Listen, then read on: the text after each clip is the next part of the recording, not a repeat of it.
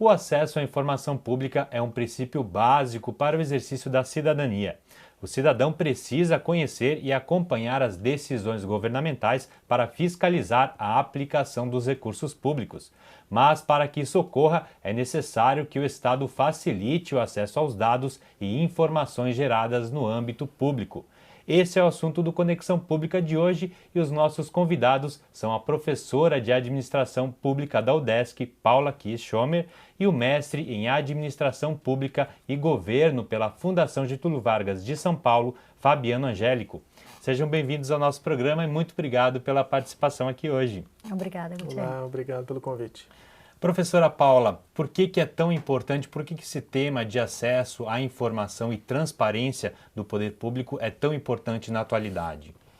Então, porque para a gente ter uma boa qualidade da administração pública, é importante que tanto os governantes e os servidores públicos cumpram bem o seu trabalho, o seu mandato, e também os cidadãos possam participar tanto da definição das prioridades, mas sobretudo do controle, do monitoramento sobre a qualidade da administração pública ao longo dos mandatos.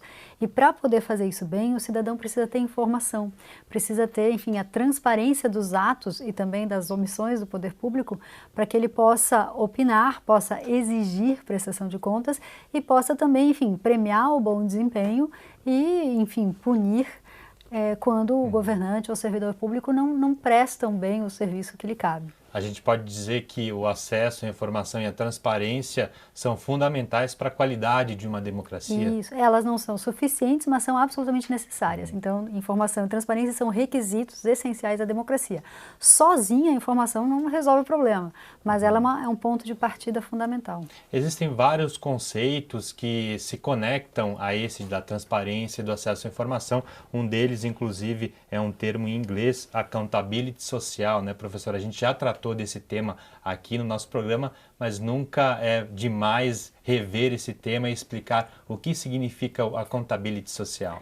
Então, a accountability social ela trata de uma relação entre governantes e cidadãos. E que, para que o governante exerça bem o seu mandato, é fundamental que o cidadão acompanhe cotidianamente o exercício desse mandato. Então, há responsabilidades mútuas aí. A accountability social ela tem a ver com esses canais de articulação entre governo e sociedade, para compartilhar informações, decisões, né, e o monitoramento da administração pública. É o envolvimento da sociedade no monitoramento dos governos. Seria uma forma do poder público prestar contas dos seus atos. Exatamente, e prestar contas não apenas nas eleições, que é um momento importante, né, do debate eleitoral, dessa prestação de contas, mas é também durante o exercício do mandato. Professor, o senhor é um dos especialistas no Brasil sobre esse assunto, está aqui em Florianópolis participando aí de alguns eventos e eu gostaria de saber como é que o Brasil está nesse quesito da transparência e do acesso à informação. Bom, a administração pública brasileira é muito ampla, né? Se a gente tem aí o governo federal, o Congresso Nacional, enfim, os tribunais superiores, né? No caso do judiciário, você tem estados, municípios, então isso é muito diverso, né? Há casos em que a implementação da lei tem funcionado relativamente bem, há casos em que não se pode nem dizer que está valendo a lei, né? O senhor falou da Lei de Acesso à Informação, uma lei recente que foi promulgada no Brasil e que obriga os órgãos públicos a disponibilizarem os dados referentes à administração pública, é isso? Isso, exatamente. A Lei de Acesso à Informação foi sancionada em 2011 e entrou em vigor em 2012. E a ideia de sancionar uma lei e dar um prazo para ela entrar em vigor era exatamente para que os órgãos públicos pudessem se preparar, né? É claro que quando existe uma normativa que obriga a prestação de informação, você tem algumas questões práticas para resolver aí. Por exemplo, você tem que criar um canal de comunicação, né, entre um solicitante da informação e aquele funcionário público que vai responder ao pedido de informação. Quer dizer, são algumas questões práticas que os órgãos públicos teriam que ter se preparado. Eles tiveram um prazo para isso, mas muitos, infelizmente, não se prepararam. Então, há uma diferença que varia de órgão público para órgão público referente à disponibilidade desses dados, dessas informações.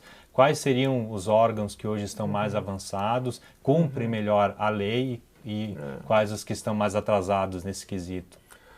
Olha, em geral, assim, eu estou dando um panorama, né, mais global, mais geral. Em geral, o Poder Executivo responde um pouco melhor a isso, né? E aí eu já vou até levantar uma hipótese, né, uma tentativa de explicação. Como a professora Paula colocou, a questão da accountability social, né? Em geral, no Brasil, o Poder Executivo ele é muito conhecido da população, da sociedade, né? Tanto no município como no estado, né? Então, quer dizer, é muito mais fácil você saber o nome do prefeito da sua cidade, do governador, do que, por exemplo, o nome dos deputados estaduais ou dos vereadores, né? Então, quer dizer, essa própria forma de acompanhar da população no Executivo tem um olhar mais intenso, até por parte da imprensa, enfim. E isso faz com que o Executivo seja mais cobrado, né? Então, por isso, em geral, no plano federal, por exemplo, é inegável que o Executivo Federal está muito à frente do Congresso Nacional, por exemplo, dos tribunais superiores, por exemplo, né? O Judiciário é muito complicado. O Ministério Público tem problemas de implementação da Lei de Acesso à Informação.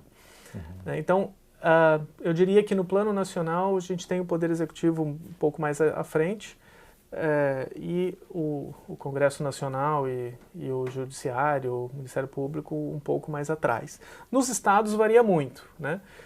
Em geral, os estados do Sul e Sudeste vão um pouco melhor do que os estados de Norte, Nordeste e Centro-Oeste. No âmbito municipal, as prefeituras elas têm muita dificuldade a aderirem à lei. As prefeituras, elas... O que acontece que muitas prefeituras não disponibilizam os dados ainda para os cidadãos? Faltam recursos? O senhor acredita que essa questão dos recursos é importante na aplicação da lei? Sim, a questão dos recursos é importante. Recursos humanos, recursos tecnológicos. Isso a gente sabe que tem muita prefeitura que não tem, né? Agora, isso não quer dizer que elas estão livres para descumprirem uma lei, né? Quer dizer, acho que falta aí um esforço de alguns municípios, algumas prefeituras, para se prepararem adequadamente, né? E falta também, claro, alguma pressão social. A gente sabe que em alguns municípios existem organizações sociais que fazem essa pressão e isso induz a prefeitura, o município a se preparar melhor. Mas é claro, tem a questão da falta de recursos humanos, recursos tecnológicos, tem a falta mesmo de conhecimento da lei, né? Existe uma cultura de que quanto mais informações se disponibilizar, mais o órgão estará vulnerável? Sim, existe. É preciso mudar essa cultura. É preciso mudar. Agora, eu não gosto muito de usar a palavra cultura, porque parece que é uma coisa meio solidificada, é assim mesmo, difícil de mudar, a gente tem que...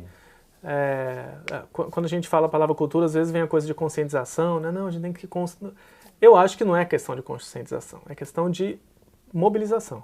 É uma questão de você chegar num órgão público, né, a sociedade se organizar, a imprensa cobrar, a academia também, dizer, olha, existe uma normativa, você tem que cumprir. Fazer valer a lei. Faz valer a lei, né? Porque aí sim você tem a mudança de cultura, né? Quando você tem uma determinação legal, isso é um avanço da democracia brasileira, né? A gente tem que cumprir as leis, né? Cumprir as regras, né? É claro que há dificuldades, aí o gestor público vai dizer, mas eu não tenho pessoal, eu não tenho tecnologia. Olha, vamos trabalhar junto, né? Quem sabe a gente dá um prazo aí, mas você tem que cumprir. Exatamente. Né? Quer dizer, agora é lógico, existe essa questão que você mencionou muito bem sobre a vulnerabilidade, né? Existe aí um desincentivo para cumprir essa lei, porque à medida que você cumpre e fornece informações, você mostra para a população, para a sociedade, como que a administração pública está despreparada. Né? Agora, eu acho que um bom argumento nesse debate todo é o seguinte, a gente sabe que a administração pública está despreparada. É só a gente olhar para os índices, infelizmente, problemáticos que a gente tem em algumas cidades, né? De violência, índice de déficit de moradia, só para ficar em alguns assuntos. Né? Quer dizer, eu acho que o debate que deve ser feito com o gestor público é, olha, a gente sabe que vocês são vulneráveis, a gente quer melhorar a gestão pública. Com certeza é um passo para melhorar a gestão pública. Exatamente. Bom, infelizmente o tempo do primeiro bloco chegou ao fim, vou pedir um pequeno intervalo e nós voltamos já hoje falando sobre a transparência governamental e a accountability social. Até já.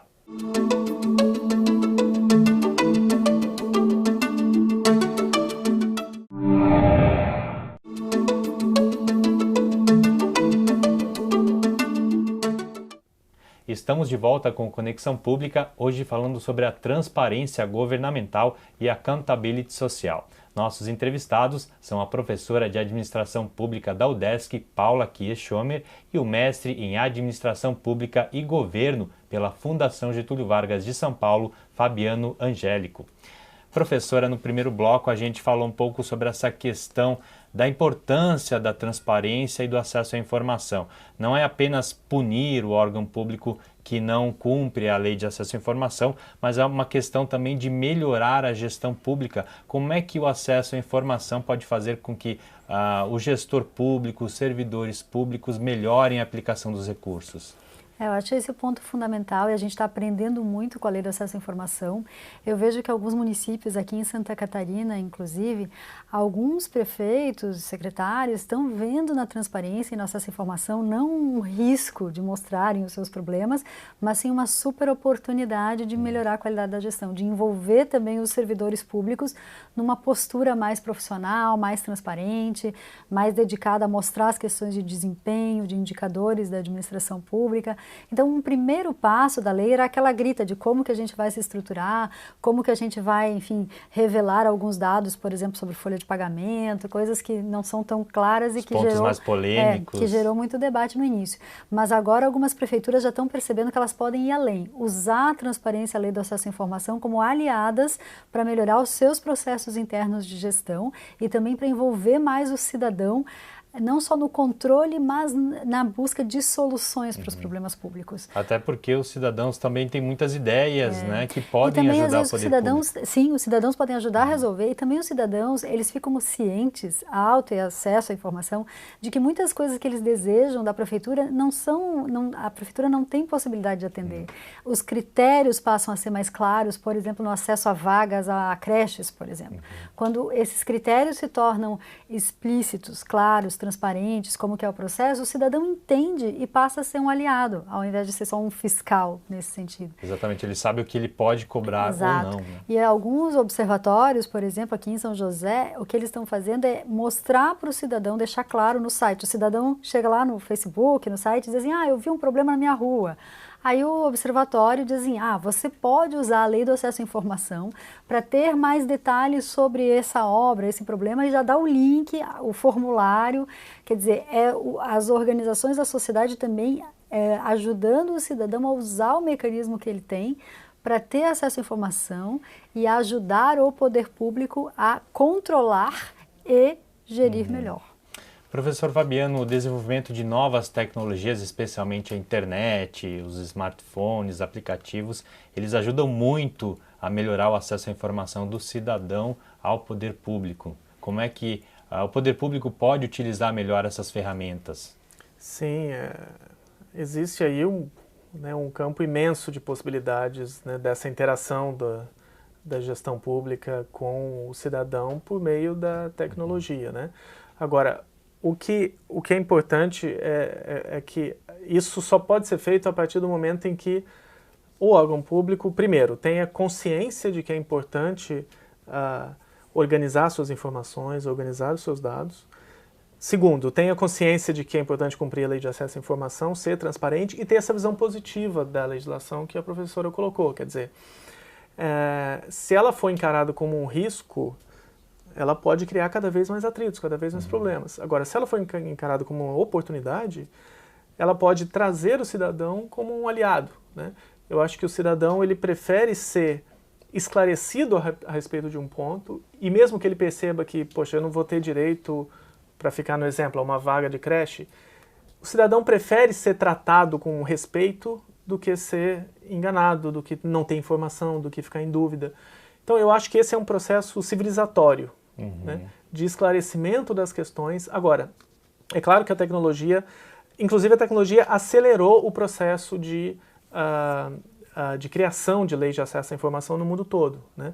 Em 1990, a gente tinha 13 leis nacionais de acesso à informação, países da Escandinávia, né, assim, esses países mais desenvolvidos, né, com desenvolvimento humano, democrático mais intenso. E em 2010 já tinha 90 países, né? Então, quer dizer, Em uma década melhorou muito essa exatamente, questão. Né? E assim, o que os teóricos levantam é que a tecnologia ajudou muito isso, né? Quer dizer, a tecnologia propicia uma transferência de dados, de informação, e não apenas nessa relação dentro do poder público, mas as pessoas hoje, enfim, né, apesar acho que de todos os problemas que a gente sabe na educação brasileira, por exemplo, as pessoas têm mais anos de estudo, né? As pessoas têm mais acesso a computador, a smartphone, como você mencionou. Então, existe uma demanda por informação que está na sociedade, né? As pessoas estão mais conectadas e elas querem saber mais informações e querem participar das decisões. Exatamente. Então, a tecnologia auxilia esse processo, né? Sem dúvida. Eu queria aproveitar e fazer uma pergunta, Fabiano, que eu sei que ele conhece bastante sobre esse assunto. Comparando o Brasil com o cenário internacional, você diria que a gente avançou rápido, ainda estamos muito atrás? Como é que estamos? Olha, em termos da letra fria da lei, digamos assim, foi feita uma análise internacional comparada e o Brasil está ali entre as 15 melhores leis do mundo. Então, assim, a gente prevê, por exemplo, a questão dos dados abertos, isso está na Lei de Acesso à Informação. Só um parênteses, dado aberto significa, assim, publicar na internet informações num formato reaproveitável, né? E não num formato em que é difícil de abrir, difícil de reutilizar, né? E por que o dado aberto, o formato aberto? Porque você pode usar em aplicativos para colocar no smartphone, né? Porque se você publicar as informações, apenas escanear uma folha e botar lá um PDF imagem na internet, isso não dá para reaproveitar os dados, né? Então, por isso a questão do dado aberto, que é uma questão de ponta, é uma questão muito inovadora que a lei brasileira incorporou. Então, até por conta disso, a nota da lei brasileira é muito boa. Mas na letra fria da lei, né? Entre uma lei ali escrita no papel e sancionada e a realidade, há uma distância. Vai uma distância, né? Por isso que eu insisto, eu mencionei no primeiro bloco e volto a dizer, é importante que as pessoas tenham conhecimento a respeito dos seus direitos de acesso à informação, que a academia tenha um trabalho importante. É muito bacana o trabalho que o pessoal da UDESC realiza aqui, que eu já conheço aqui em Florianópolis. A mídia, né, enfim, a própria imprensa também tem um papel de pressionar, de exigir o cumprimento da lei, porque eu acho que com o tempo isso vem a trazer muitos benefícios. Os dois países com a lei de acesso à informação mais antiga no mundo são Finlândia e Suécia. E não por coincidência, são dois lugares onde o índice de desenvolvimento humano é muito alto. Qualidade de vida também é muito alta. Boa, né? Então, quer dizer, é porque essa relação entre o cidadão e o Estado, exigindo qualidade dos serviços públicos, fazendo melhor o diagnósticos com indicadores, com dados, isso acontece há muitos anos nesses países, né? E como é que o cidadão ele pode se mobilizar para fazer valer a lei de acesso à informação aqui no Brasil, seja na cidade onde vive, seja no estado, seja no país? Olha, eu acho que as organizações sociais, em geral, elas existem, elas são criadas a partir de um objetivo, né? Então, você tem lá organizações em defesa do meio ambiente, organizações em defesa de mobilidade.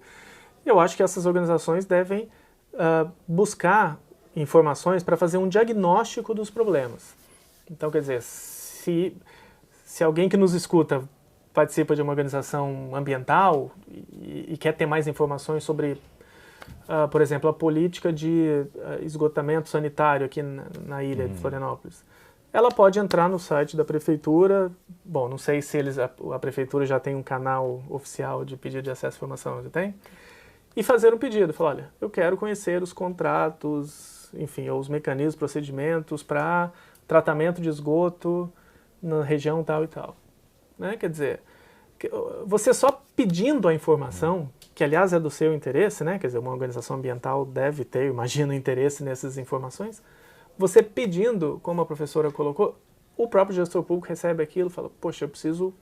Mesmo se não encontrar, é uma pressão que o cidadão pode fazer. Agora, uma coisa importante também com relação ao direito, à própria lei, é o seguinte, às vezes o órgão público de fato não tem aquela informação. Agora, o cidadão não pode ficar satisfeito com essa resposta, não tem. Né? Ele tem direito, inclusive está escrito no texto da lei, ele tem direito a ir consultar o arquivo, o documento físico, né, no papel. Então, ele pode perguntar para a prefeitura, olha, já que você não tem assim para me pela internet, me dá o endereço, local, dia, funcionário com quem eu posso entrar em contato para que eu quero verificar a documentação. Um prazo para que esses dados estejam disponíveis. Exato, um prazo, né? Quer dizer, Exatamente. é preciso fazer esse movimento de solicitar informações para que os órgãos possam se movimentar, né? Porque na medida em que o Estado percebe que há interesse dos cidadãos por um certo tipo de informação, ele começa a perceber que é mais fácil ele já prover essa informação. Então é bem Exato. isso. A resposta vem do interesse da mobilização da sociedade. Isso que vai fazer com que as prefeituras, as câmaras, o judiciário também avancem mais rapidamente. Exatamente, não depende só do poder público, mas sim também dos cidadãos. Né? Exatamente. Bom, infelizmente o tempo do programa chegou ao fim. Agradeço novamente a participação de vocês aqui hoje. Obrigada, Gugê. Obrigado, agradeço, muito bom. Muito obrigado. E o Conexão Pública vai ficando por aqui. Nós voltamos na semana que vem. Até lá.